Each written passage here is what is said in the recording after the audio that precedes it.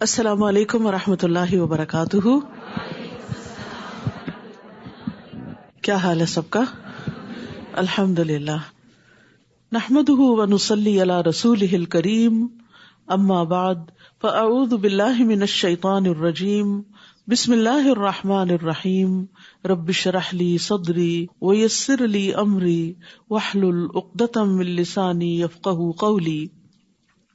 رسول اللہ صلی اللہ علیہ وسلم نے فرمایا، من یرد اللہ بہ خیرا یفقہہ فی الدین. اللہ جس کے ساتھ بھلائی چاہتا ہے اسے دین کی سمجھ دے دیتا ہے.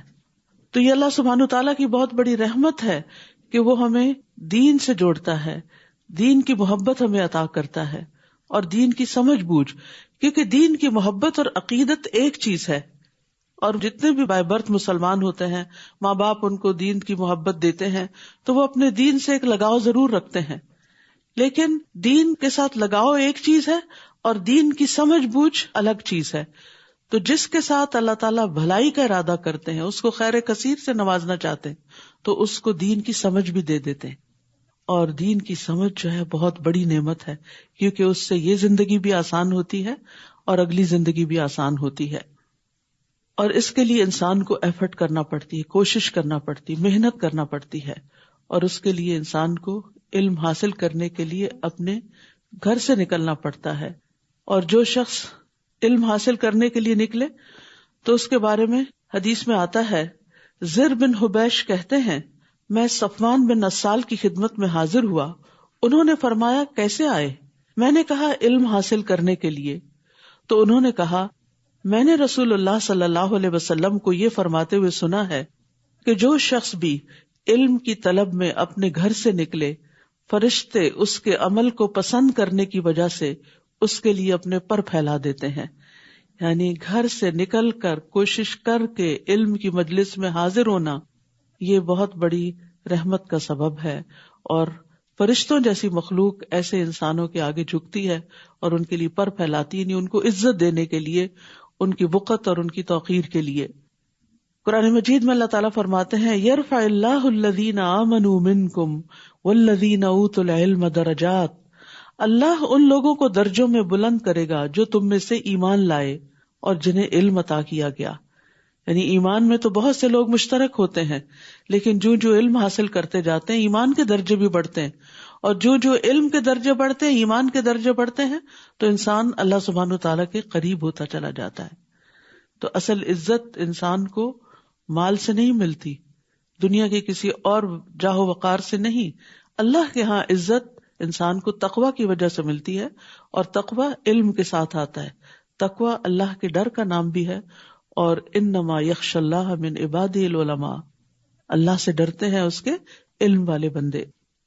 ابو ہریرہ رضی اللہ عنہ کہتے ہیں، میں نے رسول اللہ صلی اللہ علیہ وسلم سے سنا، آپ فرما رہے تھے، خبردار، بے شک دنیا ملعون ہے اور اس کی تمام چیزیں ملعون ہیں، یعنی اللہ کی رحمت سے دور کرتی ہیں، البتہ اللہ کا ذکر اور اس کی معاون چیزیں اور عالم یا متعلم، یعنی یہ اللہ کی رحمتوں میں ہے کہ انسان سیکھنے والا ہو یا پھر سکھانے والا ہو. تو اللہ سبحانہ وتعالی ہمیں اس کی توفیق عطا فرمائے. اور میں بہت اپریشیٹ کرتی ہوں ان خواتین کو جو صبح سویرے اپنے کام نپٹا کر دور دور سے سفر کر کے یہاں تک پہنچتی ہیں. کل ہی مجھے پتا چلا کہ جب اسکاربرو کے لوگ پہنچتے ہیں تو آلریڈی 2:45 ہو چکے ہوتے ہیں، اور پھر وہاں سے اتر کے دوبارہ جو اگلی بسز لیتے ہیں تو گھر پہنچتے ان کو کتنا وقت لگ جاتا ہوگا. لیکن یہ علم کا شوق ہے جو انہیں یہاں تک لے کر آتا ہے. اللہ تعالیٰ استقامت دے، اور باقی بھی جو لوگ مختلف جگہوں سے آ رہے ہیں اللہ سبحانہ تعالیٰ ان کا آنا بھی قبول کرے، اور ہر قدم پر فرشتے پر بچھائیں اور آپ کے درجات بلند ہوتے چلے جائیں. 5واں پارہ. اعوذ باللہ من الشیطان الرجیم، بسم اللہ الرحمن الرحیم. والمحصنات من النساء إلا ما ملكت أيمانكم كتاب الله عليكم وأحل لكم ما وراء ذلكم أن تبتغوا تبتغوا بأموالكم محصنين غير مسافحين فما استمتعتم به منهن فآتوهن أجورهن فريضة ولا جناح عليكم فيما تراضيتم به من بعد الفريضة إن الله كان عليما حكيما۔ شروع کرتی ہوں اللہ کے نام سے جو بے انتہا مہربان نہایت رحم فرمانے والا ہے۔ اور وہ عورتیں بھی تم پر حرام کی گئی ہیں، یعنی ان سے نکاح کرنا حرام ہے جو عورتوں میں سے شادی شدہ ہیں، یعنی پہلے سے کسی کے نکاح میں ہیں، سوائے ان کے جو تمہارے دائیں ہاتھ کی ملکیت میں ہوں، یعنی جنگ کے دوران جو خواتین غلام کی حیثیت سے آئیں۔ اللہ نے یہ حکم تم پر لکھ دیا ہے، یعنی یہ فریضہ ہے اللہ کی طرف سے کہ کسی شادی شدہ عورت سے کوئی مرد شادی نہیں کر سکتا، اور ان کے علاوہ باقی سب عورتیں تمہارے لیے حلال کر دی گئیں، بشرطے کہ تم اپنے اموال کے بدلے انہیں حاصل کرو، یعنی مہر ادا کر کے باقاعدہ ایجاب و قبول کے ساتھ قید نکاح میں لانے والے ہو، یعنی مستقل طور پر ان کے ساتھ زندگی گزارنے کی نیت رکھتے ہو، نہ کہ بدکاری کرنے والے، یعنی مال کے بدلے زنا نہیں کرو۔ پھر اس نکاح کے ساتھ جو بھی فائدہ تم ان سے اٹھاؤ تو انہیں ان کے مقرر کیے ہوئے مہر ادا کر دو، اور اس مہر کے مقرر کر دینے کے بعد باہم رضامندی سے اس میں کمی بیشی کرنے میں تم پر کوئی گناہ نہیں، یعنی مرد کے لیے لازم ہے کہ نکاح کے بعد عورت کو اس کا مہر ادا کرے، لیکن اگر اپنی خوشی سے عورت اس مہر میں سے کچھ کمی کر دیتی ہے یا اس کو معاف کر دیتی ہے، یعنی اسے جبراً معاف کروایا نہیں جاتا بلکہ خوشی سے اپنے شوہر کو کچھ گفٹ کر دیتی ہے، تو وہ اس کے لیے حلال ہے۔ تو اس میں کمی بیشی کرنے پر تم پر کوئی گناہ نہیں، بے شک اللہ بہت علم والا، بہت حکمت والا ہے۔ تو یہاں سے یہ پتہ چلتا ہے کہ ایک مرد کو عورت کے ساتھ شرعی طریقے سے، حلال طریقے سے رشتہ قائم کرنا چاہیے، نہ کہ غلط طریقوں سے تعلقات قائم کیے جائیں۔ اور نکاح کرنے کی اہمیت ہمارے دین میں ویسے بھی بہت ہے، کیونکہ یہ نصف دین کو مکمل کرنے کا ذریعہ ہے۔ رسول اللہ صلی اللہ علیہ وسلم نے فرمایا، جب کوئی بندہ نکاح کر لیتا ہے تو وہ اپنا آدھا دین مکمل کر لیتا ہے، لہٰذا اسے چاہیے کہ باقی آدھے دین کے بارے میں اللہ سے ڈرتا رہے۔ اور جو کوئی تم میں سے آزاد مومن عورتوں سے نکاح کرنے کی وسعت نہ رکھتا ہو تو مومن لونڈیوں میں سے جو تمہارے دائیں ہاتھ کی ملکیت ہیں نکاح کر لے، اور اللہ تمہارے ایمان کو زیادہ جانتا ہے کہ اصل انسان کی عزت اور وقت اور قیمت اللہ کی نگاہ میں ایمان کے ساتھ ہے۔ تم میں سے بعض سے ہیں، یعنی لونڈی غلام بھی انسان ہی ہیں، تو ان لونڈیوں سے ان کے مالکوں کی اجازت سے نکاح کرو اور ان کے مہر انہیں معروف طریقے سے ادا کرو، یعنی اگر یہ غلام عورت سے بھی نکاح کرو گے تو مہر ادا کرنا ہوگا۔ وہ نکاح میں محفوظ ہونے والیاں ہوں، نہ کہ بدکاری کرنے والیاں اور نہ ہی چھپے دوست بنانے والیاں۔ تو جب وہ نکاح میں آ جائیں، پھر اگر وہ کسی کھلی بے حیائی کا ارتکاب کریں تو ان پر پاک دامن عورتوں کے مقابلے میں آدھی سزا ہوگی۔ یہ اجازت اس کے لیے ہے، یعنی غلام عورت سے نکاح کرنے کی اجازت اس کے لیے ہے جو تم میں سے گناہ سے ڈرتا ہو، وہ کہیں زنا میں نہ پڑ جائے، حرام میں نہ پڑ جائے، اور اگر تم صبر کرو تو تمہارے لیے بہتر ہے۔ اللہ بہت بخشنے والا، نہایت رحم کرنے والا ہے۔ یہاں پر لونڈیوں کے بارے میں بات کی گئی۔ بہت سے لوگوں کو آج بھی اس بات پر اعتراض ہوتا ہے، اسلام نے غلامی کو یکسر ختم نہیں کیا، لیکن ایسے بہت سے طریقے اختیار کیے کہ آہستہ آہستہ وہ ختم ہو کر رہ گئی، اور آج آپ دیکھتے ہیں کہ ایسی کوئی چیز پائی نہیں جاتی۔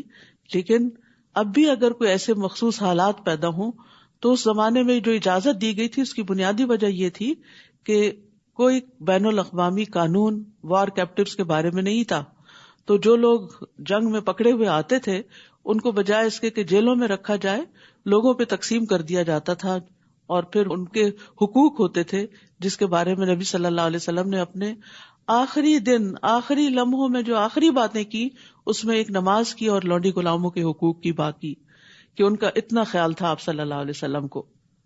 ایک اور اہم بات جو یہاں سے پتہ چلتی ہے وہ یہ کہ اللہ تمہارے ایمان کو زیادہ جانتا ہے. تو اس سے یہ پتہ چلتا ہے کہ ہمیں لوگوں کے باطن کا کھوج نہیں لگانا چاہیے کہ کس کا ایمان کتنا ہے اور کس کا تقویٰ کتنا ہے اور کون اللہ سے کتنا ڈرتا ہے. یہ تو سب کچھ اللہ کے حوالے کر دینا چاہیے. رسول اللہ صلی اللہ علیہ وسلم نے فرمایا مجھے اس کا حکم نہیں ہوا کہ لوگوں کے دلوں کی کھوج لگاؤں اور نہ اس کا حکم ہوا کہ ان کے پیٹ چاک کروں. تو اصل میں یہ ہے کہ انسان کو کسی کے ساتھ بھی معاملہ کرتے ہوئے اس کے ظاہر پر معاملہ کرنا چاہیے. اور یہاں زنا کی حرمت کے بارے میں بھی بات کی گئی. محصنات غیر مصافحات ولا متخذات اخدان. نبی صلی اللہ علیہ وسلم نے فرمایا اے عرب کی ہلاکت، میں تم سے جس چیز کے بارے میں سب سے زیادہ ڈرتا ہوں وہ زنا اور مخفی شہوت ہے. اور زانیہ عورت کی دعا بھی قبول نہیں ہوتی. نبی صلی اللہ علیہ وسلم نے فرمایا آدھی رات کو آسمان کے دروازے کھول دیے جاتے ہیں اور ایک پکارنے والا آواز دیتا ہے کہ کوئی دعا کرنے والا ہے کہ اس کی دعا قبول کی جائے، اور کوئی مانگنے والا ہے کہ اسے دیا جائے، کوئی مصیبت زدہ ہے کہ اس کی مصیبت دور کر دی جائے. یعنی آدھی رات کے بعد پکار آتی ہے اور وہ دعاؤں کی قبولیت کا وقت ہوتا ہے. پھر جو مسلمان اس وقت دعا کرتا ہے تو اللہ عز و جل اس کی دعا قبول کرتا ہے، سوائے زانیہ عورت کے جو اپنی شرمگاہ کے ذریعے کمائی کرتی ہے، یعنی اپنی عزت و جسم بیچتی ہے اور مال کماتی ہے. یرید اللہ لیبین لکم ویہدیکم سنن الذین من قبلکم ویتوب علیکم واللہ علیم حکیم. اللہ چاہتا ہے کہ وہ تمہارے لیے احکام خوب واضح کر دے اور تم سے پہلے نیک لوگوں کے طریقوں کی طرف تمہاری رہنمائی کرے اور تم پر مہربان ہو، اور اللہ بہت علم والا بہت حکمت والا ہے. اور اللہ چاہتا ہے کہ وہ تم پر مہربان ہو، اور جو لوگ خواہشات کی پیروی کرتے ہیں وہ چاہتے ہیں کہ تم سیدھے راستے سے انحراف کر کے گمراہ لوگوں کی طرف خوب مائل ہو جاؤ. تو اس سے یہ پتہ چلتا ہے کہ اللہ سبحانہ تعالیٰ نے جو احکامات ہمیں دیے ہیں ان میں بظاہر کچھ پابندیاں بھی محسوس ہوتی ہیں، لیکن یہ پابندیاں دراصل آسانیاں لاتی ہیں اور بہت سی آزادیاں انسانوں کے لیے مشکلات پیدا کر دیتی ہیں. اور اللہ چاہتا ہے کہ وہ تم پر مہربان ہو. یرید اللہ ان یخفف عنکم وخلق الانسان ضعیفا. اللہ چاہتا ہے کہ وہ تم سے بوجھ ہلکا کر دے اور انسان بہت کمزور پیدا کیا گیا ہے. یا ایھا الذین آمنوا لا تأکلوا اموالکم بینکم بالباطل. اے لوگو جو ایمان لائے ہو اپنے مالوں کو آپس میں باطل طریقے سے نہ کھاؤ، یعنی مال کمانے کے غلط طریقے اختیار نہ کرو. چوری، ڈاکہ، غصب، یتیموں کا مال لوٹ لینا، تو اس طریقے کے تمام مال ہتھیانے کے طریقے باطل طریقے ہیں، مگر یہ کہ باہمی رضامندی سے تجارت ہو اور تم اپنے آپ کو قتل نہ کرو. یعنی ایک دوسرے کو بھی قتل نہ کرو. کسی مسلمان بھائی کو قتل کرنا ایسے ہی جیسے خود کو قتل کرنا، کیونکہ پھر بدلے میں انسان قتل بھی کیا جاتا ہے. اور دوسرے یہ کہ سوئسائڈ کی ممانعت ہے. یہاں خودکشی جو ہے وہ کبیرہ گناہوں میں سے ایک ہے، اور خودکشی کرنے والا جو ہے قیامت کے دن اور پھر حساب کتاب کے بعد اگر اللہ تعالیٰ اس کو جہنم میں بھیج دیں تو مسلسل جہنم میں جلنے کے ساتھ ساتھ اس آلے سے یا اس طریقے سے اپنے آپ کو بار بار مارنے کی کوشش کرے گا جس طرح اس نے خود کو دنیا میں مارا. بے شک اللہ تم پر نہایت مہربان ہے. یاد رکھیے اس زندگی کی قیمت پہچانیے، اس زندگی کی قدر کیجیے. یہ وقت کمانے کا ہے، آخرت بنانے کا ہے. اس میں مشکلات آتی ہیں تو اس میں مایوس نہ ہو اور اپنے آپ کو ختم نہ کر دیں، کیونکہ اب تو کہتے ہیں کہ مر جائیں گے، مر کے بھی چین نہ پایا تو کدھر جائیں گے. اگر مرنے کے بعد بھی مسائل کم نہ ہوئے اور بڑھ گئے، مصیبت اور زیادہ ہو گئی، تو پھر کہاں جائیں گے؟ پھر تو اپنی کوئی آزادی بھی نہیں ہوگی کہ ایک دفعہ پھر سے خود کو ختم کر دیا جائے. وَمَن يَفْعَلْ ذَلِكَ عُدْوَانًا وَظُلْمًا فَسَوْفَ نُصْلِيهِ نَارًا وَكَانَ ذَلِكَ عَلَى اللَّهِ يَسِيرًا. اور جو کوئی ظلم اور زیادتی سے ایسا کرے گا تو ہم ضرور اسے آگ میں جلائیں گے، اور یہ اللہ پر بہت آسان ہے. اگر تم ان بڑے بڑے گناہوں سے بچتے رہو گے جن سے تم روکے جاتے ہو تو ہم تمہاری برائیاں تم سے دور کر دیں گے اور تمہیں مقام عزت یعنی جنت میں داخل کریں گے. تو یہاں کبیرہ گناہوں سے بچنے کا حکم دیا جا رہا ہے. ابن عباس کہتے ہیں کہ ہر وہ گناہ کبیرہ ہے جس کو اللہ نے جہنم کی وعید یا لعنت یا غضب کی وعید پر ختم کیا. یعنی جس گناہ پر جہنم کی سزا بتائی گئی یا جس گناہ پر لعنت کی گئی وہ کبیرہ گناہ ہے۔ اللہ کے رسول صلی اللہ علیہ وسلم نے کچھ کبیرہ گناہوں کا ذکر کیا ہے، اس میں ایک اللہ کے ساتھ شرک کرنا، یہ سب سے بڑا کبیرہ گناہ ہے جس کی معافی ہی نہیں۔ پھر والدین کی نافرمانی کرنا۔ پھر آپ تکیہ لگائے ہوئے تھے، پھر اٹھ بیٹھے اور فرمایا خبردار اور جھوٹی گواہی دینا۔ پھر مسلسل اسی کی تکرار کرتے رہے یہاں تک کہ ہم لوگ کہنے لگے کاش آپ خاموش ہو جائیں۔ اسی طرح ایک اور روایت میں آپ صلی اللہ علیہ وسلم نے فرمایا 7 ہلاکت خیز گناہوں سے بچو۔ صحابہ نے عرض کیا اللہ کے رسول وہ کیا ہیں؟ آپ نے فرمایا اللہ کے ساتھ شریک ٹھہرانا، جادو کرنا، کسی جان کو قتل کرنا جسے اللہ نے حرام ٹھہرایا مگر حق کے ساتھ جائز ہے، سود کھانا، یتیم کا مال ہڑپ کرنا، لڑائی کے دن پیٹ پھیر کر بھاگ جانا، اور پاک دامن ایمان والی بھولی بھالی خواتین پر زنا کی تہمت لگانا، یعنی معصوم خواتین کے اگینسٹ کوئی سکینڈل کھڑے کر دینا۔ تو یاد رکھیے لا الہ الا اللہ اس وقت فائدہ دیتا ہے جب کبائر سے بچا جائے۔ رسول اللہ صلی اللہ علیہ وسلم نے فرمایا جب کوئی بندہ خلوص دل سے لا الہ الا اللہ کہے گا اور کبائر سے بچتا رہے، یعنی کبیرہ بڑے بڑے گناہوں سے بچتا رہے گا، تو اس کے لیے آسمان کے دروازے کھول دیے جائیں گے اور یہ کلمہ لا الہ الا اللہ عرش تک جا پہنچے گا۔ اسی طرح فرائض اس وقت کفارہ بنے گے گناہوں کا جب بندہ کبیرہ گناہوں سے بچتا ہے۔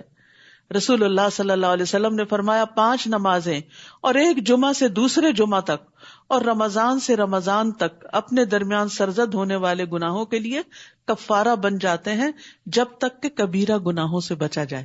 یعنی ہم کہتے ہیں نا وضو کرنے سے سارے گناہ دھل جاتے ہیں، اگر کبیرہ گناہوں سے بچیں گے۔ اسی طرح رمضان سے رمضان تک کے بیچ کے گناہ جو ہے اگلے رمضان میں معاف ہو جاتے ہیں اگر کبیرہ گناہوں سے بچیں گے۔ رسول اللہ صلی اللہ علیہ وسلم نے فرمایا اجتنبوا الکبائر وسددوا وابشروا، کبیرہ گناہوں سے اجتناب کرو اور سیدھے رہو اور خوش ہو جاؤ۔ ولا تتمنوا ما فضل اللہ به بعضکم علی بعض، اور نہ تم اس چیز کی تمنا کرو جس کے ساتھ اللہ نے تم میں سے بعض کو بعض پر فضیلت عطا کی۔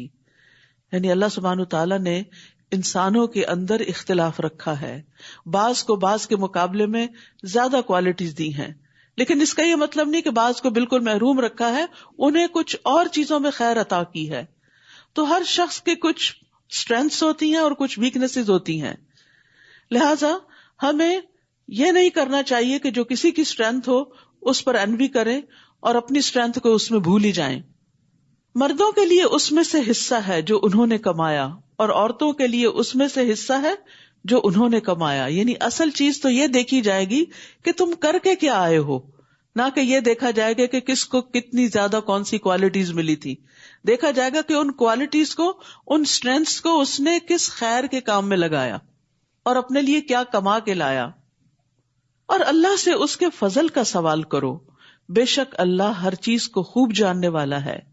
یعنی انسان لوگوں کو ملنے والی نعمتوں پر جلنے، کڑنے اور حسد کرنے کی بجائے اللہ سے اس کا فضل مانگے کہ یا اللہ تو نے اس کو عطا کیا تو مجھے بھی عطا کر سکتا ہے، تو مجھے عطا کر۔ لیکن صرف انسان کمپیئر کرتا رہے، اپنے بچے کو کسی کے بچے کے ساتھ، اپنے آپ کو کسی اور کے ساتھ، اپنے شوہر کو کسی اور کے شوہر کے ساتھ، تو سوائے حسرتوں کے کچھ حاصل نہیں ہوگا، کیونکہ ہم ان کی صرف ظاہری کچھ خوبیاں دیکھ رہے ہوتے ہیں اور ان کے جو چھپے ہوئے عیب ہیں وہ ہمیں نہیں پتا ہوتے۔ تو اس لیے کبھی بھی یہ نہیں کہنا چاہیے کہ میرا بچہ فلاں کے بچے کی طرح ہو جائے یا میں فلاں کی طرح ہو جاؤں، نہیں، اللہ سے فضل مانگتے یا اللہ تو اپنی نگاہوں میں بڑا کر دے اور تو اپنے فضل سے نعمتیں عطا کر دے، کیونکہ یہ حسرت جو ہوتی ہے کہ میں فلاں کی طرح کیوں نہیں، یہ حسد کی راہ ہموار کرتی ہے اور پھر دوسرے کی نعمت کے زوال کی تمنا کرتی ہے، جو کہ ایک حرام فعل ہے اور یہ دل کی ایسی کمائی ہے جس پر پوچھ ہوگی۔ اس لیے اللہ کا فضل مانگنا چاہیے۔ اور یہ بھی کہا گیا کہ اس آیت کا سبب نزول یہ ہے کہ بعض عورتوں نے کہا کاش ہم وراثت میں مردوں کے برابر ہوتی اور جہاد میں ان کے ساتھ شریک ہوتی، تو یہ آیت انہیں اس چیز سے منع کرنے کے لیے نازل ہوئی کہ مردوں کی برابری کی خواہش کرنا اللہ کے حکم کو رد کرنا ہے، کیونکہ عورتوں کی اپنی کچھ اسٹرینتھس ہیں، ان کے اپنے کچھ ایسے کام اور مواقع ہیں جن سے ان کے درجات بلند ہوتے ہیں. مثلا ماں کی حیثیت سے ایک عورت کا درجہ اور مقام باپ کے مقابلے میں، مرد کے مقابلے میں 3 گنا زیادہ ہے. سب سے زیادہ حسن سلوک ماں کے ساتھ کرنے کو کہا گیا ہے. اسی طرح ماں جو بچوں کو جنم دیتی ہے اور جو دودھ پلاتی ہے اور جو تربیت دیتی ہے، اس میں جتنا زیادہ اس کا حصہ ہوتا ہے اتنا ہی زیادہ اس کا اجر و ثواب بھی ہوتا ہے. لہٰذا ایک دوسرے کے مقابلے پر رہنے سے انسان کے اندر سوائے حسرتوں کے کچھ پیدا نہیں ہوتا. اور بعض سٹڈیز بھی اس چیز کو ظاہر کرتی ہیں کہ جب سے یہ سوشل میڈیا بہت عام ہوا ہے اور ہم صرف اپنے آس پاس کے لوگوں کو ہی نہیں دیکھتے، دنیا بھر میں بیٹھے ہوئے لوگوں کے فگرز دیکھ رہے ہیں، ان کے مال اور دولت اور کہاں جاتے ہیں، کن ریسٹورینٹس میں جاتے ہیں، کیا کھاتے ہیں، ان چیزوں نے لوگوں کا انگزائٹی اور ڈپریشن اور زیادہ بڑھا دیا ہے، کیونکہ مسلسل اپنی حالت کو ان کے ساتھ کمپیئر کرتے رہتے ہیں. تو اس چیز سے بچنا چاہیے. جہاں کسی کی کوئی خوبی، کوئی نعمت دل کو لگے، وہاں اللہ سے دعا کریں کہ اللہ تو اپنے فضل سے مجھے بھی عطا کر. اور یہ چیز انسان کے اندر ایک کنٹینٹمنٹ پیدا کر دے گی. اور ویسے بھی اللہ کی رضا پہ راضی ہونا ہی انسان کو راضی کرتا ہے.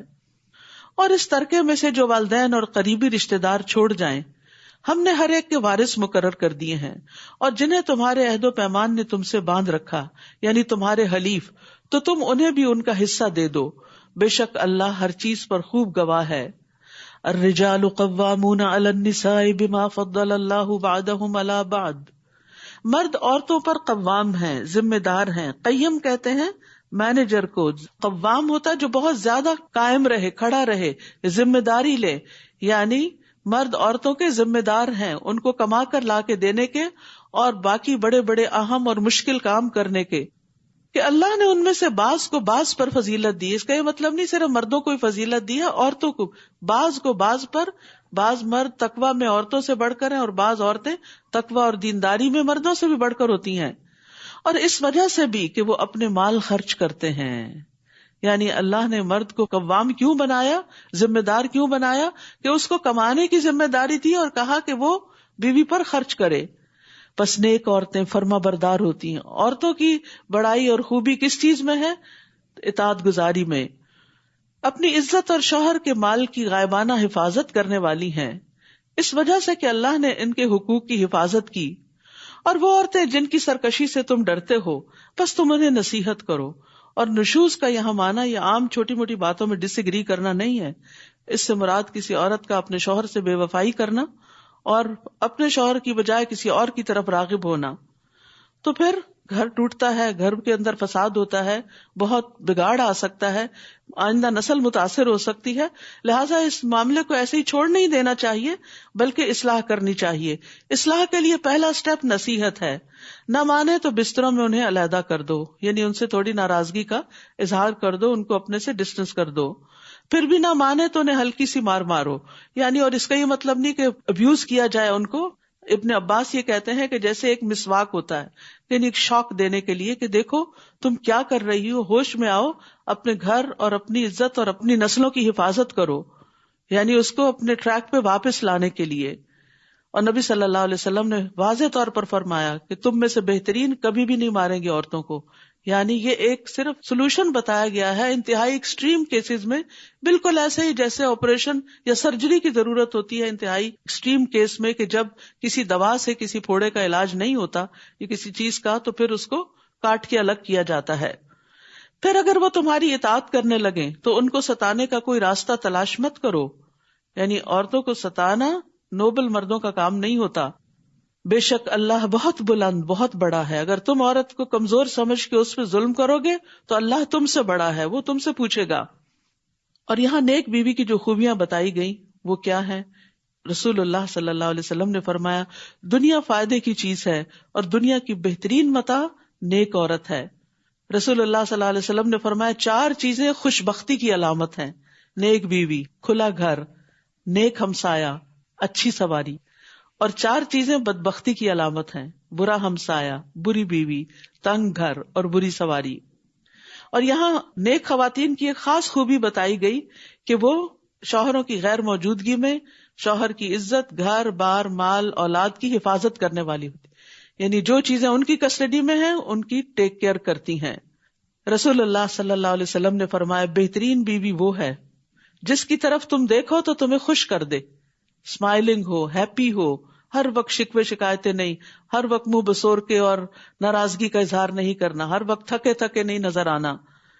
اور جب تم کسی بات کا حکم دو تو بجا لائے، اور تمہاری غیر موجودگی میں تمہارے مال اور اپنی ذات کی حفاظت کرے. رسول اللہ صلی اللہ علیہ وسلم نے فرمایا بہترین عورتیں اونٹوں پہ سوار ہونے والی ہیں وہ قریش کی نیک عورتیں ہیں. یعنی اس زمانے میں جو سب سے بہترین عورتیں تھیں ان کی بات کی گئی.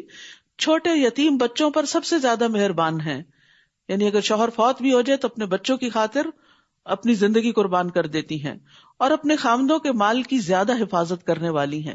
تو یہ دو چیزیں، اولاد اور مال کی حفاظت کرنا، یہ عورت کی ذمہ داری ہے. اور شوہر سے ضد میں آ کے بچوں کی پٹائی کر دینا، یا پھر یہ کہ مال کو بے وجہ ضائع کرنا کہ مجھے پرواہ نہیں، ٹھیک ہے اور کمائے اور خوار ہو، میں اپنا بدلہ اس طرح چکاؤں گی، تو یہ نیک عورتوں کا کام نہیں ہوتا. اگر آپس کے کچھ ایشوز ہوں ایک دوسرے سے، یعنی کہ کچھ چیزیں اختلافی ہوں، تو ان کو بیٹھ کر سلجھا لینا چاہیے، سالو کر لینا چاہیے، نہ کہ ایک دوسرے کو نقصان دینا اور گھر بار اور نسلوں کو نقصان دینا. یہ پھر جہاں ظلم ہوگا جو بھی کرے گا اللہ اس کو پوچھے گا. پھر فرمایا اور اگر تمہیں ان دونوں میاں بیوی کے درمیان شدید اختلاف کا ڈر ہو، یعنی نہیں سالو ہو رہے ایشوز، آپس میں نہیں ریزالو ہو رہی مشکلات، تو پھر کیا کرو، تو ایک منصف اس مرد کے گھر والوں میں سے اور ایک منصف اس عورت کے گھر والوں میں سے مقرر کر لو. اگر وہ دونوں اصلاح چاہیں گے تو اللہ ان دونوں کے درمیان موافقت پیدا کر دے گا. میاں بیوی کے جھگڑے میں جو چیز آپس کی موافقت کا سبب بنتی ہے وہ نیت ہے. جو گھر بسانا چاہے گا، جو ایک دوسرے کے ساتھ چلنا چاہے گا، اللہ تعالیٰ ان کے دلوں میں موافقت پیدا کر دے گا. لیکن اگر بسنے کی نیت نہیں ہے، بسانے کی نیت نہیں، اور پیچھے سے بھی اکسایا جا رہا ہے، کوئی ضرورت نہیں رہنے کی، واپس آ جاؤ، ہمارے پاس کمی نہیں ہے، ہم تمہارا خیال رکھ سکتے ہیں، تو پھر کیا ہوگا، پھر گھر نہیں بنتے. سب سے پہلے تو یہ کہ مرد اور عورت دو مختلف چیزیں، یہی بہت بڑا اختلاف ہے. پھر اس کے بعد سوچ کا اختلاف ہوتا ہے، پھر اس کے بعد پسند ناپسند کا ہوتا ہے، بیک گراؤنڈ کا ہوتا ہے، بہت ساری چیزیں اختلاف کا سبب ہوتی ہیں. تو یہ اختلاف جو ہے یہ اللہ سبحانہ وتعالیٰ کا ایک طریقہ ہے. کائنات کے اندر ہر چیز کے اندر اختلاف ہے. کوئی درخت بہت بڑے اور گھاس جتنا بھی عرصہ اس کو پانی دیتے رہے وہ گھاس ہی رہے گی، وہ بڑی نہیں ہو سکتی، اور اس کا حسن گھاس رہنے میں ہی ہے، نہ کہ درخت بننے میں. ذرا سا اونچا ہوتا ہے تو کیا کر دیتے ہیں، اس کو کاٹ دیتے ہیں، کیونکہ اس کی خوبصورتی بچھنے میں ہے. تو اسی طرح ہر ایک کا مختلف رول ہوتا ہے سوسائٹی کے اندر. تو اس لیے انسان کو اصل چیز یہ کہ بنا کے رکھنے کی نیت اور ارادہ رکھنا چاہیے، تو اللہ سبحانہ وتعالیٰ بھی آسانیاں پیدا کر دیتا ہے. بے شک اللہ خوب علم والا، خوب خبر رکھنے والا ہے.